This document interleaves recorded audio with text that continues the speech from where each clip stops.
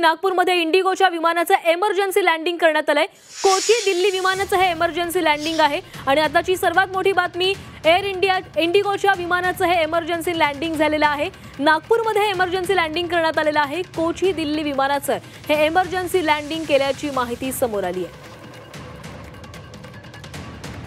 तर नागपूरमध्ये इंडिगोच्या विमानाचं एमर्जन्सी लँडिंग करण्यात आलेलं आहे आणि या संदर्भात अधिक बोलूयात आमचे प्रतिनिधी अमर काणे आपल्या सोबत आहेत। अमर, नागपूरमध्ये इंडिगोच्या विमानाचं एमर्जन्सी लँडिंग झालेलं आहे, नेमकं काय कारण होतं?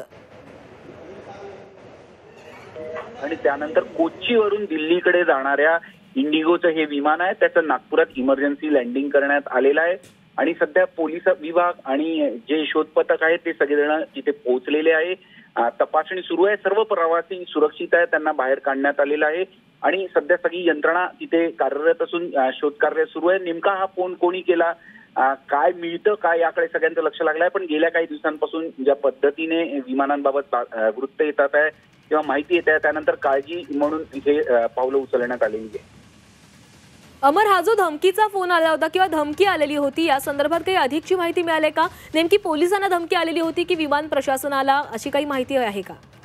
अगदी बरोबर आहे, कारण की हे कॉल आला होता त्याचं कळलं कंट्रोल रूमला आणि त्यानंतर तातडीने हे विमान खरं तर कोची म्हणजे दक्षिणेकडून उत्तरेकडे जात असताना मध्य भागावर नागपूर पडतं आणि तिथे इमर्जन्सी हे संपूर्ण लँडिंग करण्यात आलं।